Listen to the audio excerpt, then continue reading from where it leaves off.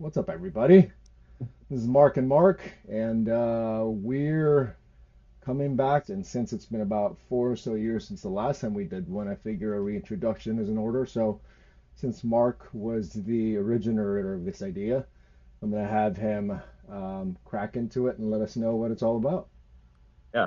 So my name is Mark Cox. I had this idea, like Mark said, like about 4 years ago. I actually had a recurring dream that I had a podcast, and the reason behind the podcast was to share my life story that may help others, and also give these lessons that I had to learn the hard way to the younger generation.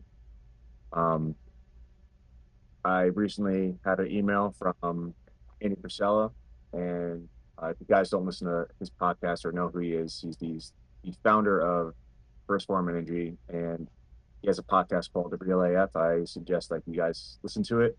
But in the email, it said, "Don't be the MVP of your memories," and that really stuck because I know a lot of people who talk about, well, back in the day, I ran a 4.4, and sometimes I fall prey to, yeah, back when I was an athlete, um, I was a Olympic trial qualifier.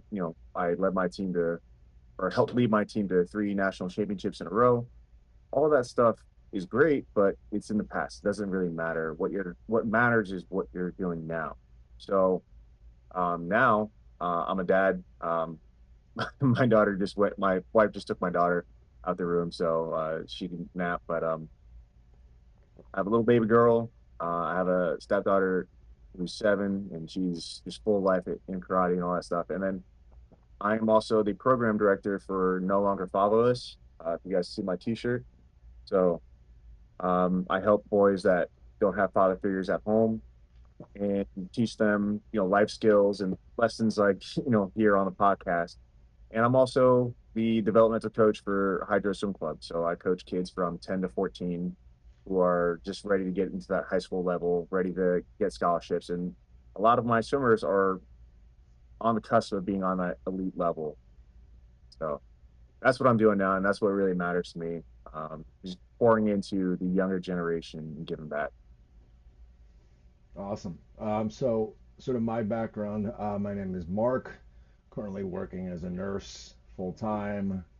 Been doing this sort of media thing on and off for a while. I actually did it semi-professionally as a business back in 2020 until we had 2 weeks to stop the spread, and so I had to stop that business.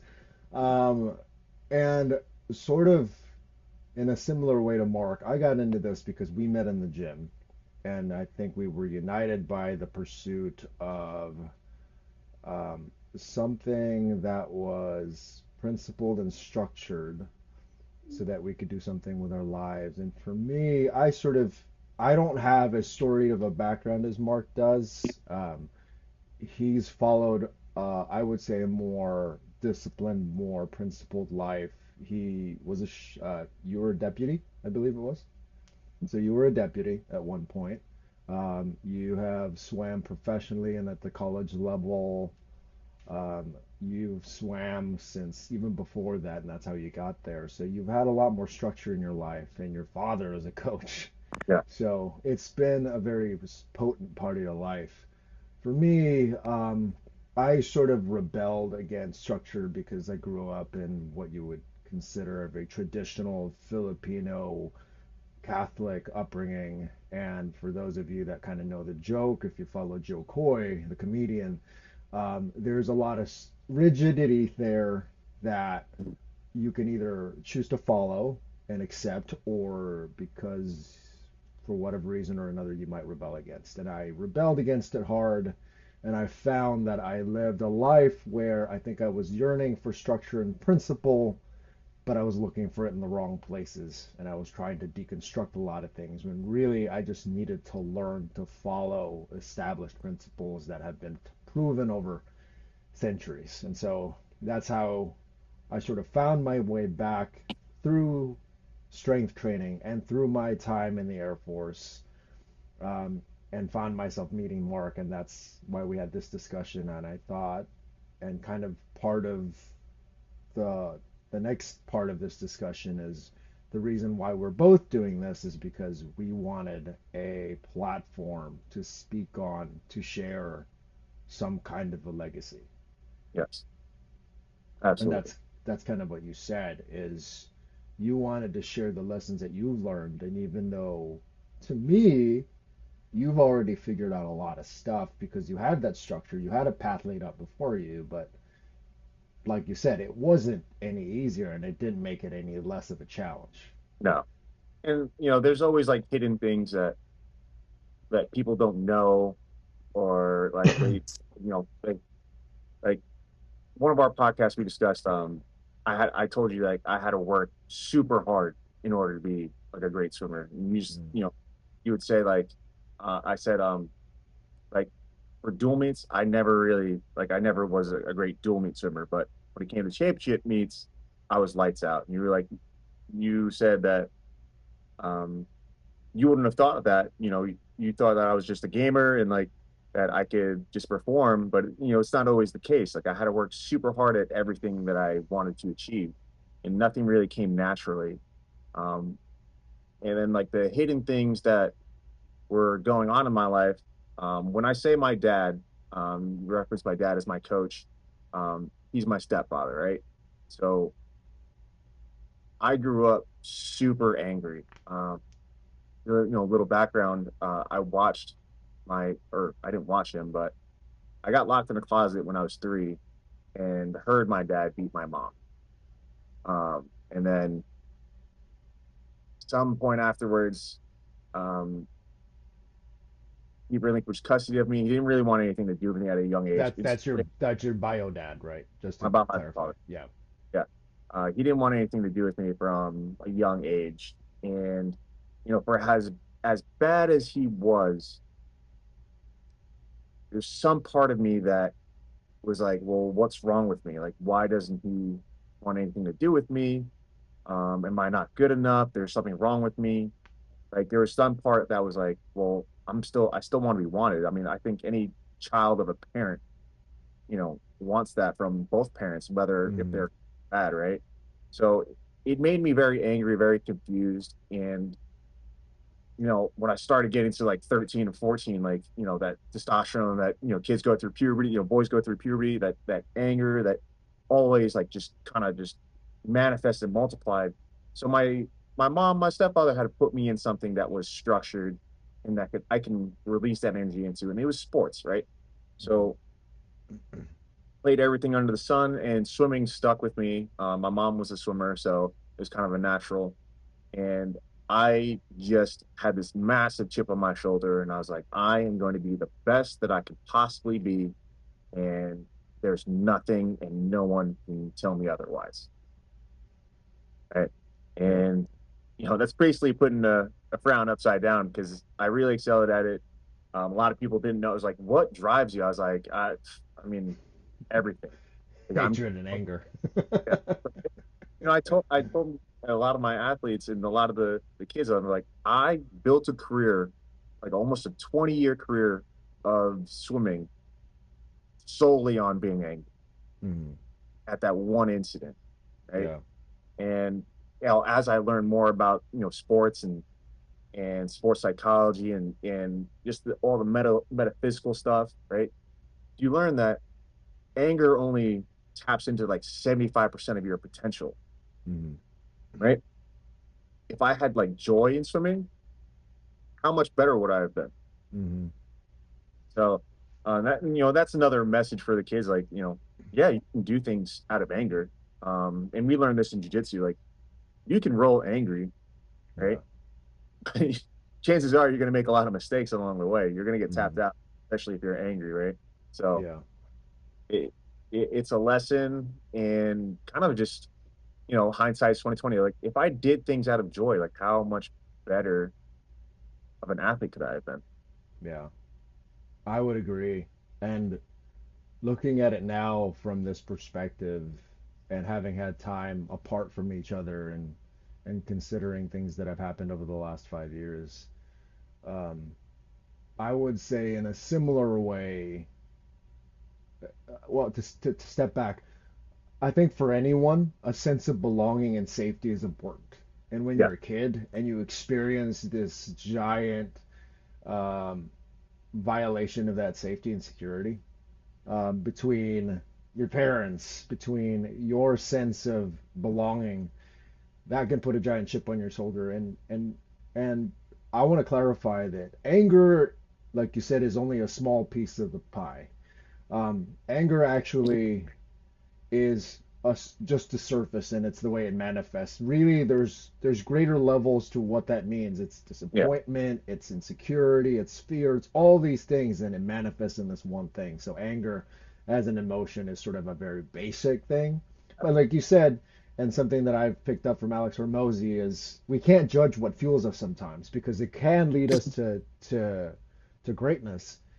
What we should do over time is we should learn to recognize the limits of that which you've talked about and find ways to find a greater sense of fulfillment for why we're doing these things because obviously you succeeded as a swimmer. Yeah. Despite all of the limitations that were in your way, you still succeeded. It's funny that you say that if you had found joy and happiness in doing this, you would have done better because I think for me, just to clarify things first for people, I'm mostly secular. I'm not of any particular cloth necessarily, but I do fundamentally abide by Abrahamic teachings and principles through the Christian faith. If anyone wants to ask about that, Mark is more of a, I would say you're more of a Christian man. Yeah. More Christian. Um, I, and you've found that over the last, I would say, within the last 5 years, yeah. So you've gone deeper yeah, into your faith. that, a little bit of that. Um, I grew up Roman Catholic. Mm. My mom's Puerto Rican. My stepfather's Irish. Go to church Yeah. every Sunday. Never miss. The Sunday school, like all that stuff. And I never really had like I believed in God and I believed in saints and I was always really confused on like why are we praying to saints? And then like I just never understood that and somebody broke it down to me later on. But I always believed that there was a higher power, right? Yeah. But I never had a relationship with God. So it wasn't until, you know, my life was starting to hit like rock bottom, like um, I got fired from the sheriff's office. I was like really depressed and I started just working on myself. It's like for me, if I hit rock bottom, I have to do something difficult in order to build myself up, right? Mm. So for me, I did 75 hard. Um, Guys don't know about it, just Google it. It's hard, right? It takes a lot of tremendous discipline and it's a lot of honestly a lot of self discovery for myself at least, right? So I started doing that and I just felt this like nagging call to just have a relationship with God. And downloaded the Bible app and I started just listening to it on my walks and reading scripture. And the great thing about the Bible app was it broke it down to something I could understand. So now I'm reading scripture and now I understand it. Like there's an explanation behind it other than like, hey, this is a scripture, that's God, that's the message. I'm not tuning it out with Roman Catholic because the sermons are 35 minutes long, right? Mm. It's very digestible, and I was able to understand it and just start praying more. And you know that led when I started praying more and started getting a relationship with God, my life started getting better. I would say Mm. things started coming around. I got the job with DJJ, and I started working with at-risk youth. Um, and I just kept praying and I kept doing it. I did 75 hard like I think 3 times. Because like I remember you'd ask me, he's like, you on 75 hard again? I was like, yeah, I'm Again, yeah, like like like nonstop. nonstop pretty much, right? And honestly, like after a while, like I got I and I joke about this, but I said, um, when you're minding your own business is when God gives you gifts, Mm. right? So I'm working out, I'm training for a strongman, I'm doing jujitsu, I'm doing 75 hard, I'm praying, and these things, and I get a ping in my DMs one day, and it's from Celeste, which is my wife now, basically saying like, "Hey, I saw your Instagram. I like you, and I really like to meet you." Yeah, Basically, and that's how we hit it off. yeah, I invited her to my Strongman show, and the rest is history. yeah. Yeah, Now you you're a were actually, dad. yeah, yeah, and now I'm a husband and a father. So, Yeah, uh, but yeah, like it's just, and Celeste really helped me, and her Celeste and her family are awesome, and they really were a part of my religious journey. And I went to their camp. They run a camp every year where they take 70 to 100 kids from their hometown to Gatlinburg, Tennessee, and spend 10 days in the mountains, in the Smoky Mountains, by the river. mm, And it's a lot of praise, and it's a lot of healthy discussions with the youth, right? So I led a small group. It happened to be all the boys in that group were fatherless, right? So I can really resonate with them. And I would say that was the closest I've, stripped of technology, stripped of, basically society. I was in the woods with these kids, and stripped of comfort. Like I was sleeping in a tent by the river, right? So no comfy bed, just, out there. I bathed in the river every day. Like it was just really like frontier like. And that was the closest I have ever been to God for myself. And I made the decision to be baptized in the Pigeon River, and my wife helped baptize me, and along with my father-in-law, and from then on, like it's just been trying to live by the word of God and try to be the best man that God knows I can be. yeah. Um, there's so many parallels to our experiences in that. For me, I have been trying to live with a chip on my shoulder, so lacking joy, and Yeah, this is something that a lot of my friends lately have been telling me because I'm going through a bit of a profound change in my own life at the moment right now as well. And the thing is, anger can take you a long way. yeah, And I also resonate with your message, and I can understand the plight of a lot of young men. And I want to clarify that while we did discuss the concept of legacy, and that obviously the best that we can speak to is to young men in this context, this isn't just for young men. If this applies to you, if this resonates with you, if this clicks with you as a young woman, then so be it. The thing is, we all yearn for community, we all yearn for a sense of belongingness, and we all yearn for a sense of purpose. Because at the end of our lives, what is it that defines us but not the life of hopefully good that we do for ourselves? And that's, I think, what we all strive for. And the further we deviate from that, the more at pain our lives tend to be. And so for me, and like you discovered, the more you sort of regimented your life and you submitted to something that was in alignment with some kind of good, and you stripped away all of the negative things in your life that were profoundly, I would say, they served their purpose, mhm, but I think they were no longer serving you. yeah, Um, the sooner you strip those away from your life, the sooner that good was coming into your life, and the sooner that good was attracted to you. So I need to address this because there's a tendency in this current culture, 2025, to want to hack things. yeah, It's just become a part of our culture. It doesn't mean that sure, you can go to church, you can dress a certain way, you can go to the gym, but if you try to do that with the intention of trying to get something out of it, just the smell that comes off of you, that the disingenuousness of what you're doing comes across, and life will just, it's gonna get you back. no. It just So yeah, there's I just agree. kind of a karma that comes with it. I agree with that. I think suffering, it was part of it. Like I had to suffer, basically, right? Hmm.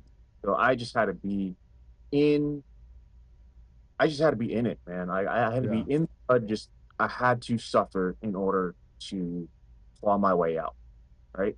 So all the just deep depression in my thoughts and just struggling and just being just unhappy was part of it. I had to Yes. deal with it. Yeah. And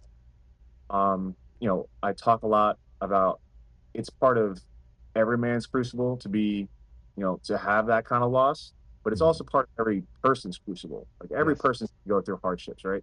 But you Yeah. have to suffer with it and then you have to just be in it Yeah. in order to work your way out. Well, that's why training was so good for us Mhm. because it's easy to see by the numbers that the more you suffer. So if suffering was quantified with an extra 5, 10 pounds, suffering to the next 5, 10 pounds and next 20 reps, because you and I hate life and we were doing this 20 rep squat thing for we, some yeah, time, we the got after. more, but we realized the gains, or you realized, or you earned the rewards of that when you suffered through it. Yes. And while in the moment, suffering is the appropriate word to describe it, anytime that you tear something down, so if you were to rehab a home, um, things have to come down. And so you know, there is a removal of things that used to be there that looking at my room, for example, or looking at your room or whatever space you're at, or the clothes that you wear, as you strip those layers away, what you thought defined you has to go away. And so it's going to feel painful when you do that because the shirt that you wear, the people that you associate with, they define who you are. And so it's going to feel like suffering when you take those away. But if you willingly accept that these are just the reps and these are just the weights that you had to take on to come out the other side to get the rewards of this work, and accept that willingly, and you submit yourself to it, it's gonna pay it's gonna pay back. Yeah. And it's hard to see that when you're in it. Yeah. Oh, absolutely. And I think a lot of people have that, they have a hard time with the word submission, Well, you were right? depressed. Yeah. Well, You were depressed. not And good. it's easy to see on the other side when things are good Yeah. that now with Celeste and your life and the amazing things that have been happening in your life, but that period in your life, and as a friend watching you, it sucks. Oh yeah. Yeah, 'cause there's really nothing you can do to make it better. I mean, like, yeah, you can be there to be supportive, and that's always helpful. I'm not saying like don't be supportive, but Hmm. they have to go through it, Yeah. and figure it out, And as long as like you have that good friend support and like you're just you're gonna have to figure it out. Like that's really all I can say about it. Mindset. I think Yeah. mindset too. And, That's really hokey to say, and mhm, I think you and I have traditionally been more, I say, cynical of people saying, "Oh, you just gotta have a positive outlook on life," and it does help. yeah, If you say, "I'm doing this," because I think it's a matter of ownership. It's like I'm doing this for me. It's no longer trying to bend the will of the world to me. I'm doing this because I'm shaping myself into yeah, something better. yeah. Yeah. You basically reinvent yourself and like, all right, this version of me no longer exist. I'm going to build a new, stronger, better version. Like you said, like if you were renovating a house, like things have to be torn down in order to build it stronger. Hmm. Same thing, person, right? So Yeah. they always say like every 7 years you're a new person because all your cells rebuild. Well, Yep. you can rebuild yourself regardless of it being 7 years or not, right? Yeah. And it takes a lot of suffering. It takes a lot of just being in the shit, but it's you have to do it, and you have to strip away the things that were causing you to feel that way. Like that. And that's why I like 75 Hard so much. I mean, I've had people ask me, they're like, "Well, don't you miss alcohol?" I was like, "Not really." Like, I had Yeah. a Old Fashioned last night. I had a Manhattan last night with Celeste as a date night, and it Yeah. was like the first time I had a whiskey drink in I don't know, 2 years, right? Nice. Yeah. So I don't really crave it. I don't really like need it. Yeah. I miss it really. Uh, and it's not benefiting me anyway. And I had a discussion with somebody else, like it's like, well, because I was really into CrossFit at one point, and they're like, well, why do you spend like $150 on a CrossFit membership? I'm like, all right, well, what are your tabs on the weekends? They're like, oh, $100, $120. I'm like, all right, well, you're Mm, spending upwards of $400 a month on something that's gonna poison your body while yeah. I spend $150 building my body. Yeah. Yeah. So And not to toot my own horn, but I'm 41, and I have on the occasion been told like you look like you're 26 or you're in your mid 20s, where I wouldn't have believed you. And for me, it's not. I I never really cared for drinking. I never really cared for anything, and I didn't. It's not because I was trying to be straight edge or anything like that. It just was never cool to me. Like what was cool to me was doing things and hanging out with friends. And I think for most people, and I'm like generally speaking, they associate drinking with community. So to yes, them, that $50 a night, let's say super conservative figures, $50 on a Friday, $50 on a Saturday night, and that's assuming you're just getting beers with friends. That's yeah, not counting for if you get a fancy drink in a big city for a couple of girls because you're trying to get somewhere. yeah, That gets expensive really fast, and you're doing this from like 21 to 25. That's $400 every month. That's a lot of money, yeah. and that's a lot of your time. I mean, granted, there I have some funny stories of throwing up and stuff of that nature, but there's it's also really cool that I've been skydiving. It's also really cool that you have on a big stage swam, on a big stage taken your skills and passed on your legacy of teaching kids to Yeah. swim on a big stage, being able to compete. Wasn't it at the same stadium that the Buccaneers play at that they did the Strongman, yeah, the strongman competition, the last one that you just did? strongman competition I did was in Raymond James Stadium, which was awesome. It's Yeah, badass. yeah, Yeah. right near the pirate ship. Like, I don't know how many people get the opportunity to compete in, an amateur. I mean, I'm an amateur. I'm not, world's strongest man, but Yeah, you're no Brian Shaw, but still, like, I in would it, say on the scale of what's cooler, getting drunk on a Friday night versus competing in front of like hundreds of people doing really like badass things that most people look and a lot of people look at you and go, "How do you do these things?" Like yeah, that's something that you can never accomplish. I mean, that I would pay the 150 a month for a CrossFit membership over the $400 a month at a gym or at yeah. a bar every time. And it's all perspective. I mean, like I had to Yeah, break it's it down. priorities. Yeah, yeah. Priorities and perspective, right? So, that's huge. And like we'll go back to like, well, we talked about like mindset and stuff like that, like how like you have to be willing to do that stuff. Mm, Like it really resonates with like the younger kids. I'm like, hey, like this is what worked for me, and it's like, and this is how we can make it better. mm, So like I talk to a lot of my younger kids, like they're like, how do you do this? Or like, why are we doing this practice? It's super hard. It's like, guys, I'm never going to give you a practice that I haven't done myself 1,000 times. yeah, Right. It's like, I'm never going to create a practice where it's just, I want you to suffer. Right. There's always a reason behind it. It's like, yeah, yeah, it's going to be hard now. It's like, but when it comes to race time, it's like, believe me, you're going to have the skills, you're going to have the experience, and you're going to feel it where it's going to be just super easy for you. yeah, It's like, you're be at that point of like suffering where like, I have another engine. Like I can close this race out, and I yeah. know that I'm tired, but I'm not as tired as the person next to me. I'm gonna touch the wall first. Yeah, I think it's hard when you're younger, and I honestly, if I told my younger self this, I would have a hard time understanding it too. So I get it.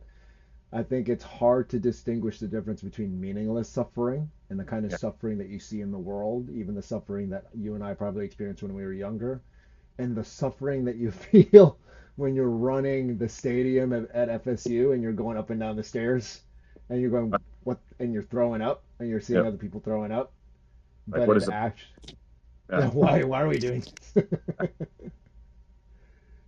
So I would say we've touched on a lot of really good points here, and we can wrap on this episode. What are some good takeaways that someone who is going through life and needing change could use and take away from this episode? Like if you so and this is just for me, like going through change, and just if you even if you're going through a difficult time or even a good time, right? If you want to change, you have to go through a little bit of suffering or a lot of suffering, depending on what's going on, right? And in order for a change, you have to strip away the things that are unnecessary. So, like I said, I'm going to sound like a spokesman, but the thing with 75 hard is, you strip away the alcohol, you strip away the almost like the pleasures of the world, right? So you strip away the alcohol, you strip away the desserts, anything processed like the sweets and stuff like that, and you replace it with 2 workouts a day. One of them has to be outside, so you're getting that vitamin D that it's affecting your dopamine, right? And you're gonna look better because you're exercising twice a day for 75 days straight. You're drinking a gallon of water. So, to quote the late great Deion Sanders, who's a FSU trader, by the way, um,